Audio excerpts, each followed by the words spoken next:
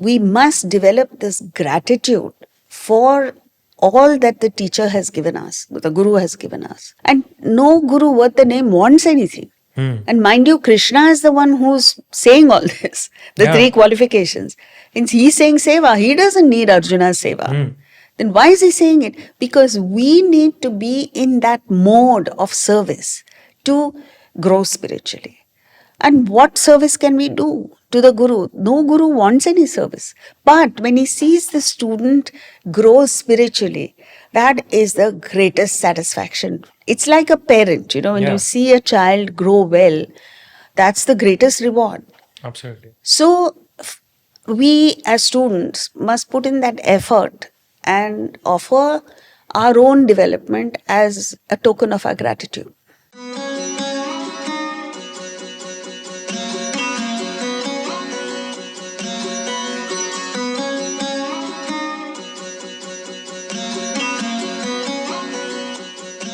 Namaste and welcome back to episode 24 of our show on the Bhagavad Gita with Srimati Jaya Row, renowned teacher of Vedanta and also my mother. I am your host Ajay, back from holiday, and if you thought you could get rid of me, you can put that thought away for now. Jayaji, it's so great to be back, and I really enjoyed listening to the few episodes while I was away with both the Anushkas and Saharsh. So I think what was really refreshing about those episodes was that they brought a different energy, different perspective, and I felt like it made the show a lot richer than it was before. Because sometimes I feel like if there's just the same people over and over, you get caught in like the same kind of patterns, right? What do you think?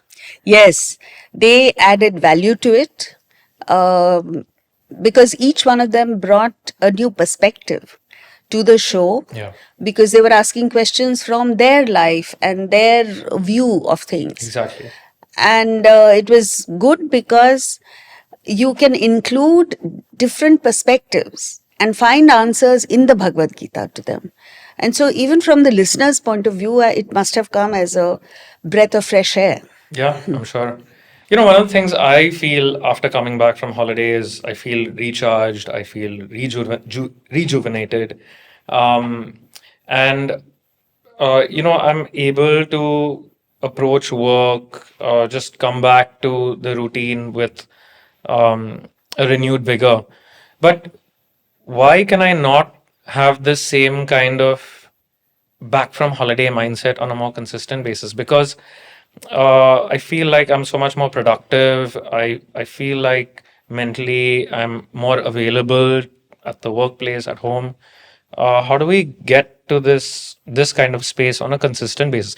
And I'll tell you where I'm coming from is that I cannot, not just me, but we cannot rely on a once in a year holiday to come to experience this, right? Yes.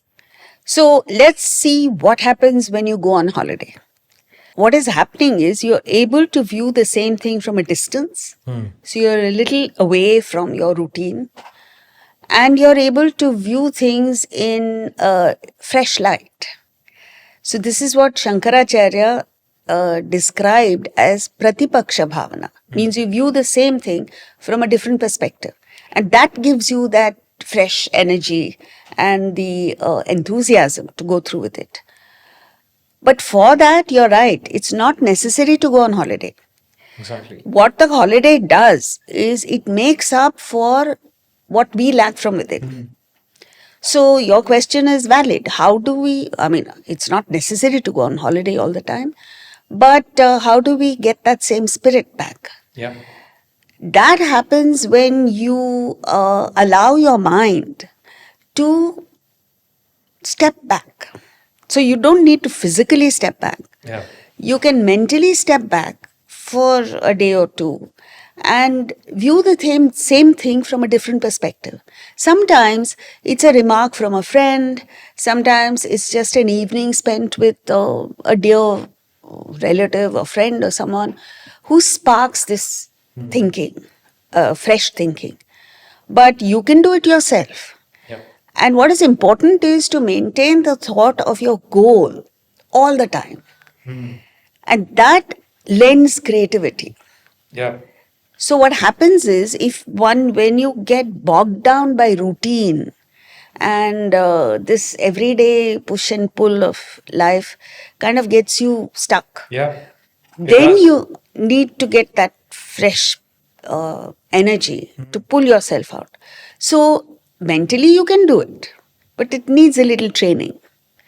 And so once you get adept at mentally withdrawing, then you don't need a vacation. Exactly.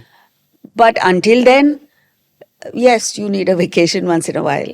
And it Yeah. could be just a weekend out. It doesn't have to be a month Yeah, or 3 yeah. weeks. Just one day off, a weekend off is enough to get you back into that creative zone. So, yes, it's necessary until you do become self-sufficient, but it's not necessary really.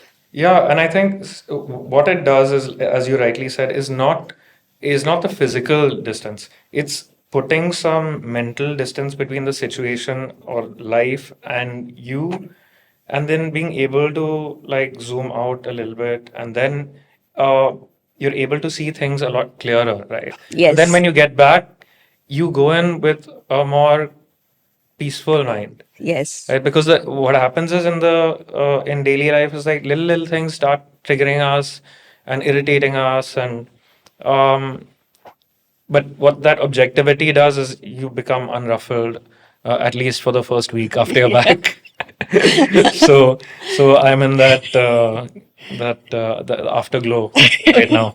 But also, when you maintain this little distance mentally, Yeah. you become more positive. Yeah. You view things in a more positive angle, and that Absolutely. gives you that little strength Absolutely. to go through with your challenges. Otherwise, you tend to, like, anywhere you go, people talk negatively, you know. So that gets to you. Yeah. And if you give yourself a daily dose of inspiration, like the higher perspective, Yeah. then it gives you, like, when coming here, just that thought of the Kathopanishad and Nachiketas and his enthusiasm really went through me like a thunderbolt. Yeah. So anything can spark off that creativity. Yeah, like one of the things I've been doing recently is listening to Swami Chinmayanand's lectures on the Gita, which is so inspiring, right? Because the delivery, the power and impact with which he delivers his message is like amazing. And So his humor. his humor, yeah. Just so coming back to today's show, right? What we're going to focus on is because Guru Purnima is around the corner. Understand what the guru stands for, right? Because in uh, today's day and age, you have Google search, you have AI, and you have the answers to all the questions are at our fingertips at some level. So in a modern context like we are in today, what is the role of the guru? Good question. Yeah. The word guru itself literally means dispeller of darkness, means one who removes ignorance. So, the fact that all our problems stem from ignorance, and unless that ignorance is removed, we will never get freedom. Now, for that, you have to have a guru who sees the light, who has risen above the ignorance. And then he sees potential in us, which we don't see because we are still grounded. And he figures a way of guiding us out of our situation step by step to light. Now, this is something that cannot be done by AI because AI cannot diagnose our present condition or see the future, the potential in us, or even the aura of the guru. The vibe that the guru establishes is something that technology can never give. Of course. It's a human thing, it's a very subtle thing. When you're in the guru's presence, when you're in the, okay, forget guru, when you're in the presence of anyone who is clear in his thinking, who has something to contribute to us in any field, whether it's a doctor, lawyer, whatever, you feel so good. Of course. And in the case of a guru, it's much more because it's about the spirit. It's about the one thing that we are all looking for in life, happiness. And here is a person who's calm, who's gone that way before and knows exactly what is coming in the way, knows the solution, and is able to guide us. So all that we have to do is align ourselves with the guru, and we've got it. But this is something that is lacking in today's world because we don't even understand that we need help. But how do we recognize who is suitable for us as a guru or who is not, right? Yeah, Because there are so many options like out there. How do we pick? How do we know? See, you're saying guru is someone who will take us and diagnose and all of that. But how do we know if we are at say a lower level? How do we know that someone else is seeing the light? Right? It's because I don't see it right from the lower level, and who am I to judge if the guru is seeing the light or not? Yes. So, What is important is that we look at the teachings, like Swami Ramatirtha gave a brilliant statement. He said, follow the teachings, not the life of a guru. So never mind what the guru's level is. Even if he has not realized, even if he has not seen the light, if he has the capacity to teach. So the guru is supposed to have two qualifications. One is be enlightened, and number two, have the capacity to teach.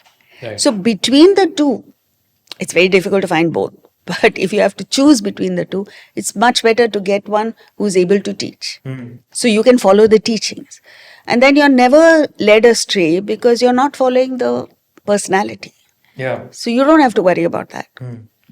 Number two, you have to focus on whether the angle of teaching or that, like for instance, if you tend to be an intellectual person and you're looking for answers, and the person is talking about ritualism, there is a mismatch. Right.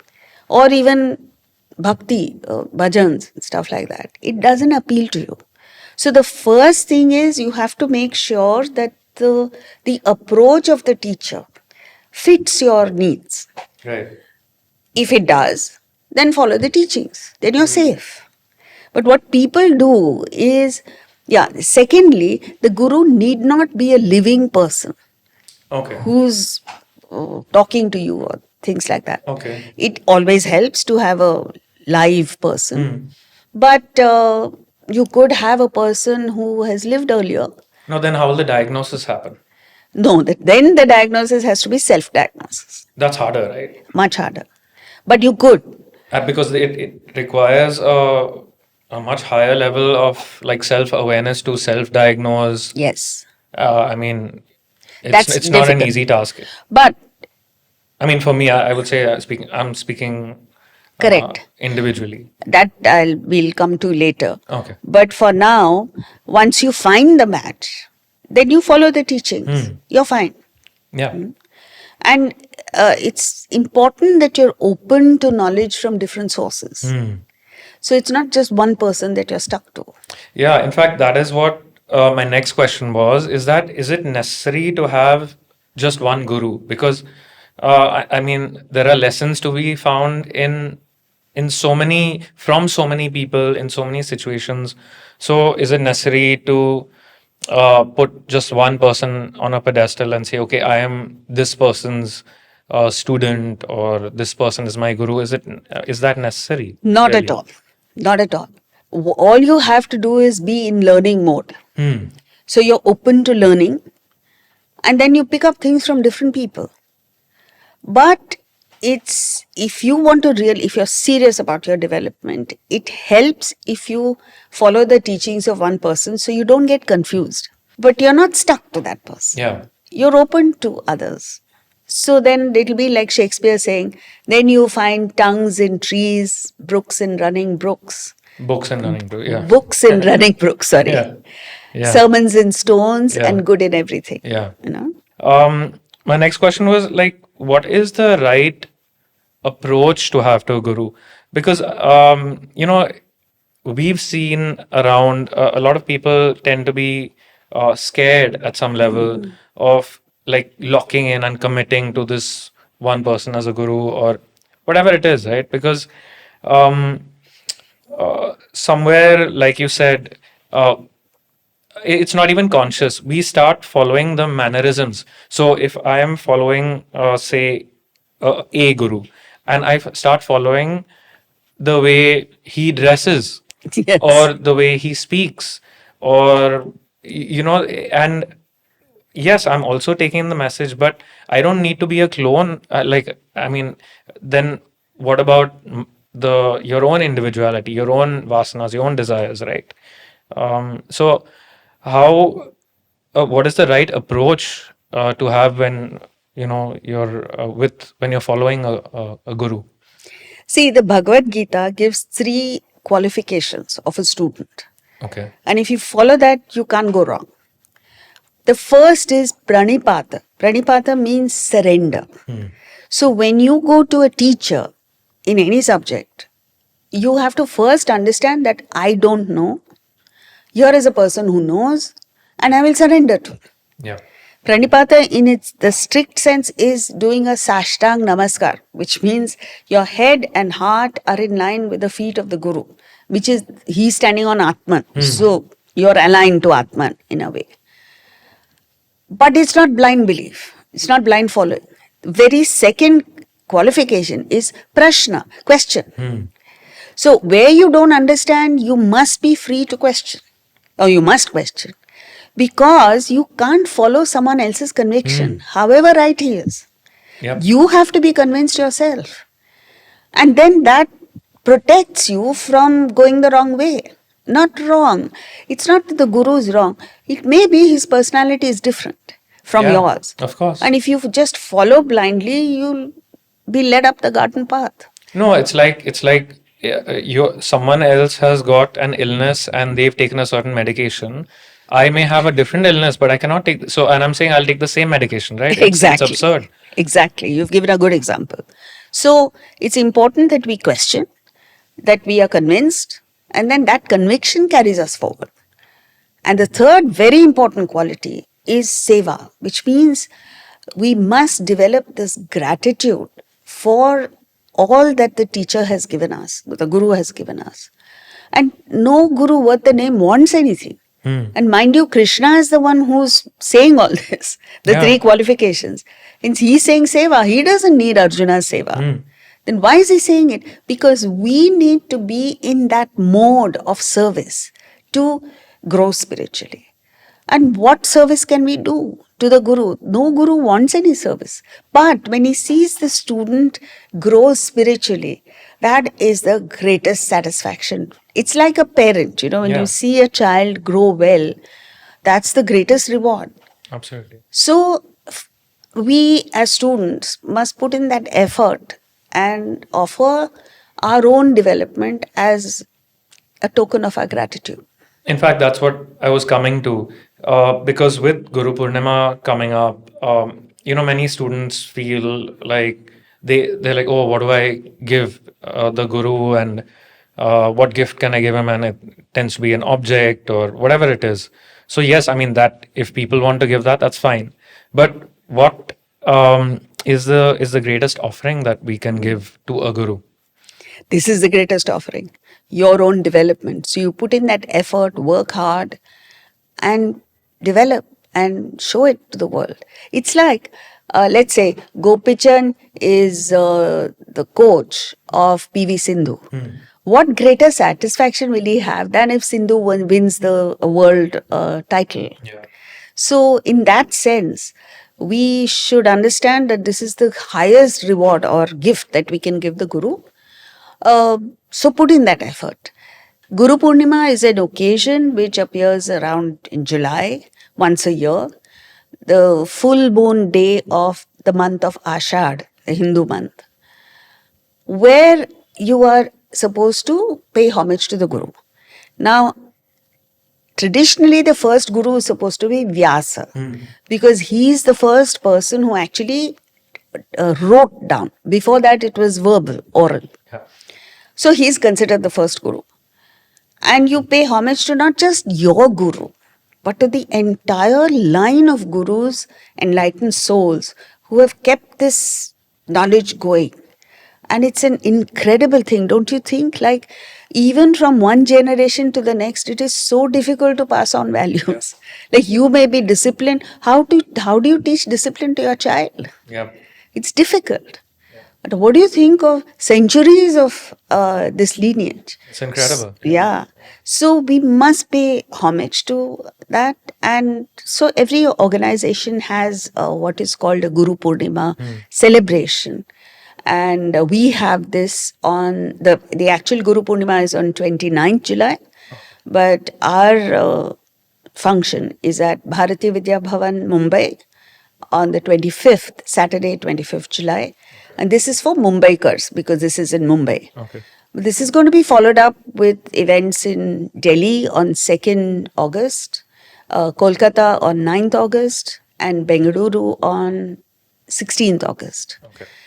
And the subject is happiness. Now, this subject is the most sought after subject across the world, Of course.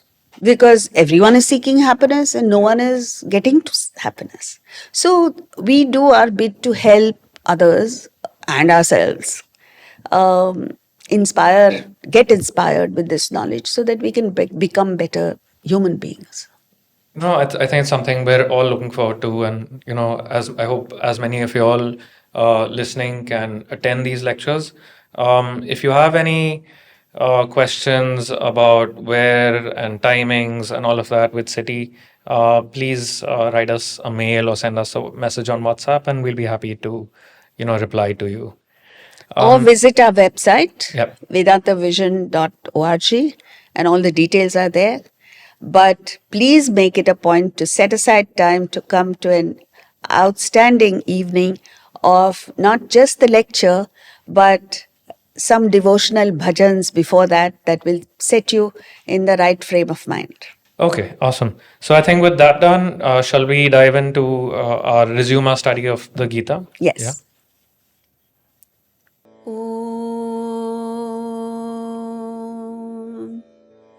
Sahanavavatu Sahanau Bhunaktu Sahaviryam Karavavahai Tejasvinavadhitamastu ma vidvishavahai.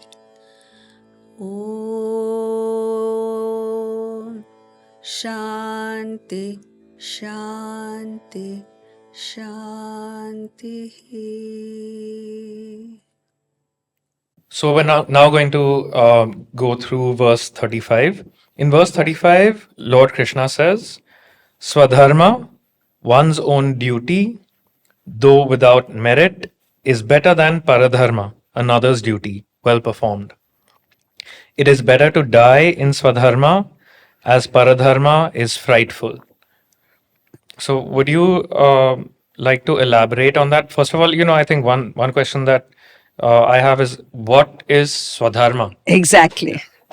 So, what is Svadharma? See, we have different desires of different strengths. Right. So, some are very strong desires, some are okay, some are very mild desires. Now, Swadharma is a very powerful desire that we are born with, which is an interest, a passion, a leaning towards a particular vocation.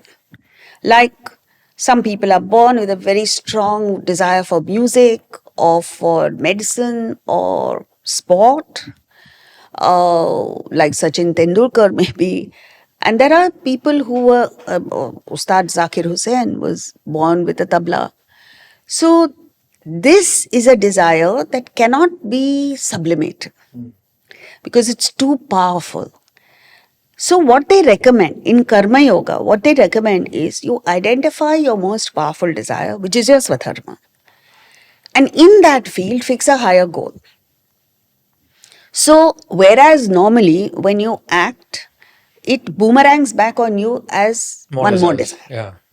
If you dedicate that action to a higher ideal, then your focus is on the higher, not on yourself. So selfish desires wane away. So as a result, your desires reduce, you evolve spiritually. So it's very important that you fix your Svadharma, identify it, and in that field fix a higher ideal. Because if you don't do that, and which is what a lot of people do, they choose fields in which they think they will make money. Now, first of all, this obsession with money itself is what you call as an obstacle to your growth. It is not that money is an obstacle, but the obsession with it is. Right. So you set aside that and view it objectively. What do I have a passion for? And then you must understand that how will I make money in a field that I have no interest in? So you have to choose your Svadharma. And however difficult it is, when you put in that effort, eventually you will succeed. What happens if my family also has to suffer as a result? I'm saying I'm following my Swadharma. I may earn less money, but what about my parents who I need to take care of, who I need to support? What about kids or my spouse or all of that? I mean, I find it sometimes very idealistic and easy to speak about. But I'm just being I'm trying to be real. But it's not always an easy choice if you don't come from a well off enough background. Swadharma could be a far cry, right? I may be interested in theater, but if my break in theater could take a decade, so what is my family going to do in those 10 years? Okay. So, see, there is this one thing. How powerful is your Swadharma? Okay. And for that, are you willing to sacrifice other things? So it's a highly personal thing. Of course. The other is where you realize that perhaps I am not talented enough or I don't have it in me to be successful in this field. Maybe the choice itself is something that is difficult to be successful at. Okay. So then you compromise. You compromise and do something else that you are interested in, but not quite this. So you do this as a hobby and you choose something else as a career, which allows you to do both. Okay. But that's a compromise. The worst thing to do is to choose a field only for money. That is that's something that nobody should do. But yes, I understand what you're saying, that sometimes you face so many difficulties that you wonder, is it worth it? So then you choose something else that you're still interested in, but not quite your first choice. And always one has multiple choices, Of course. multiple interests, Yeah. you know. And there are multiple paths, Yes.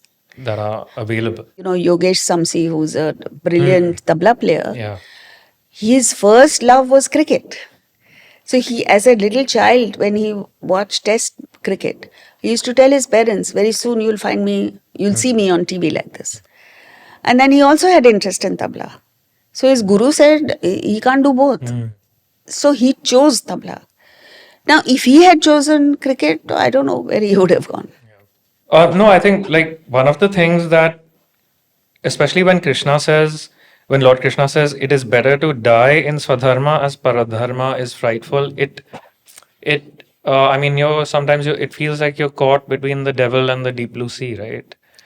Yeah, some of it is specific to Arjuna. Okay. Because Arjuna is now saying, I'll stop fighting. Yeah. And go to the Himalayas. Yeah. That was a terrible choice. So that's why he says it's better to die. As a warrior, it's better to die. It's not... It's a dramatic this thing. It's not a universal thing for everyone. Yeah, fair. Makes sense. Shall we move on to the next verse?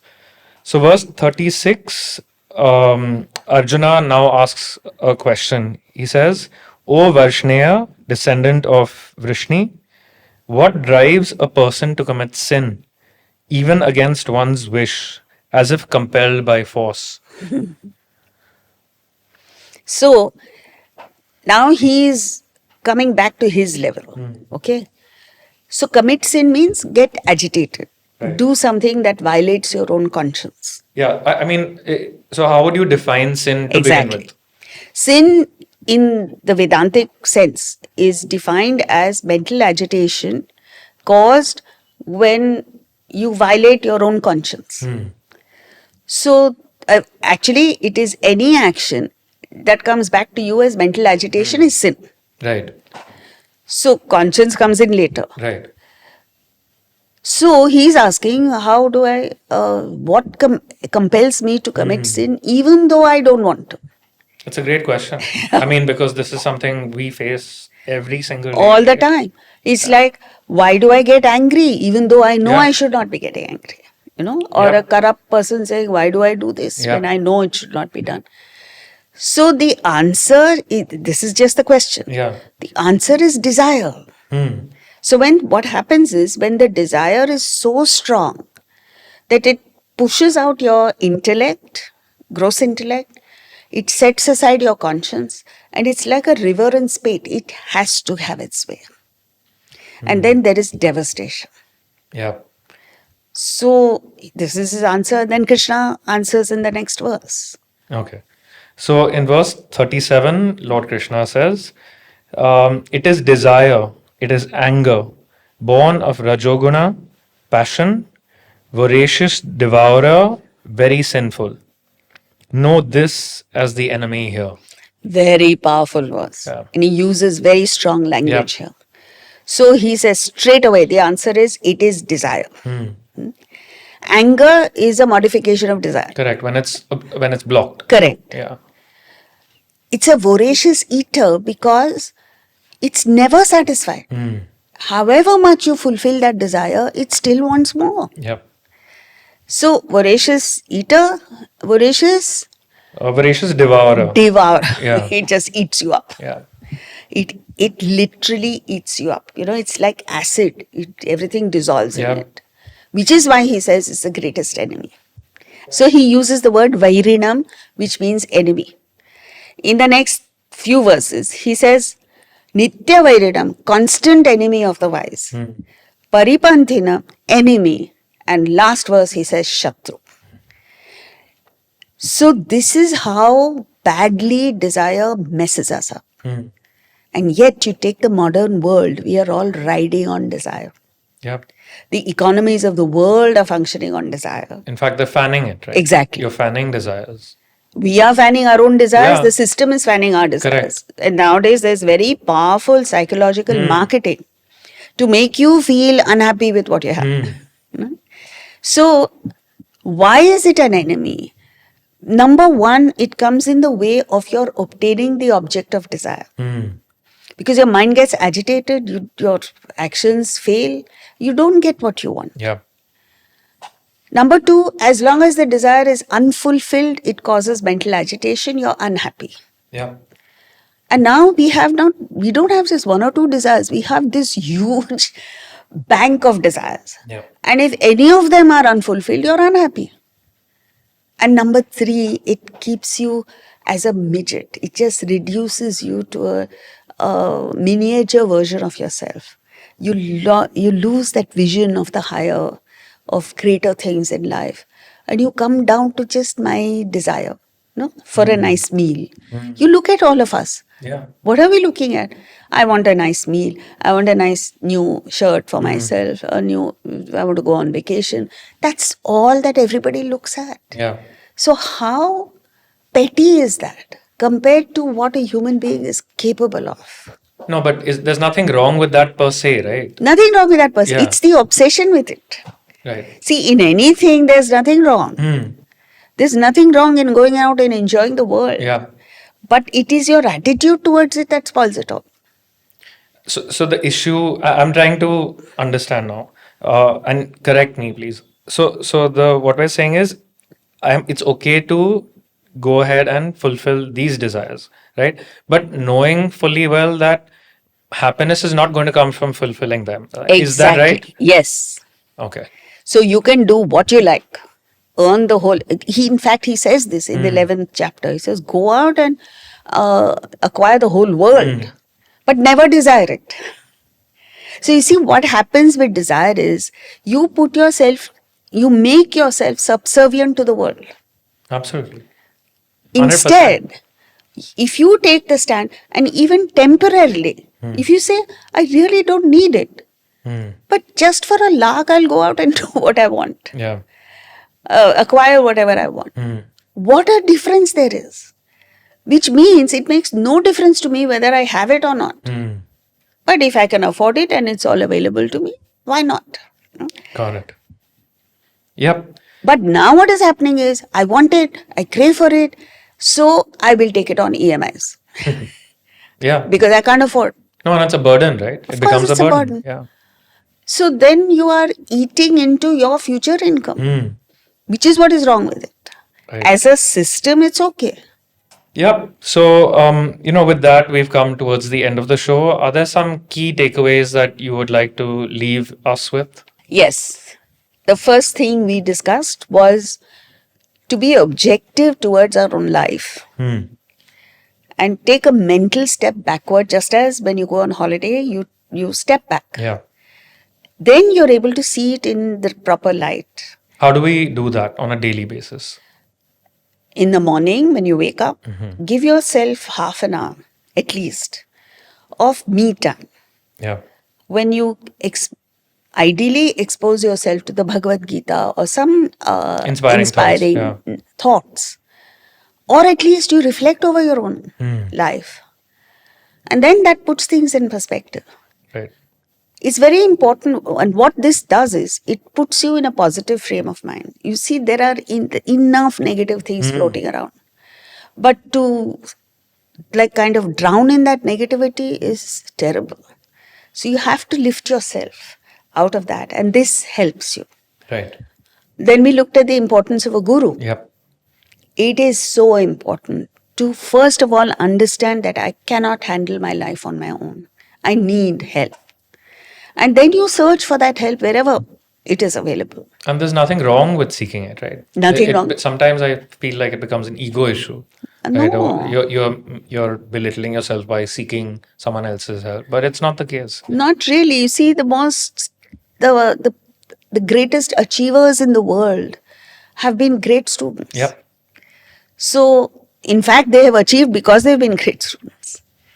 And this, the last thing regarding the Guru Purnima event, occasion, is an occasion for us to express our gratitude towards all our teachers who have contributed to making us what we are. Like, for instance, yesterday I was talking about my English teacher. If she hadn't taught me the right English, where would I be? So like that, it's not necessarily a teacher, it could be a housemaid who has added value to us. Yeah.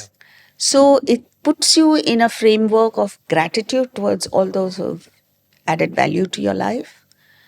And then we looked at the verse about Svadharma. And it's important for us to think about it at least. Identify your Svadharma. And if there is no way out in that field, then you compromise. No, and even identifying the Svadharma, like not everyone is a Federer or a Djokovic or a Messi or Ronaldo, right? Or a Steve Jobs. It takes some level of introspection and reflection because it's not so obvious for many of us. Exactly. And then when you identify your Svadharma, actually it's, in the beginning, every field is difficult. It's not been easy for a Federer. It's not been easy for Djokovic. It's not been easy for even Sachin Tendulkar, who is highly talented. But we don't have that patience. And we don't have that persistence. So we give up halfway and say it's difficult. And it could be that there are other things that are coming in the way. Our mental blocks, our inability to maybe organize ourselves or whatever coming in the way. If you don't deal with that and you shift lanes to another field, the same things are going to come in the way. Exactly. So it's important to know what field to invest our energies in. Yep. And then the last thing we looked at is Sin. Sin. Yep. Arjuna's question.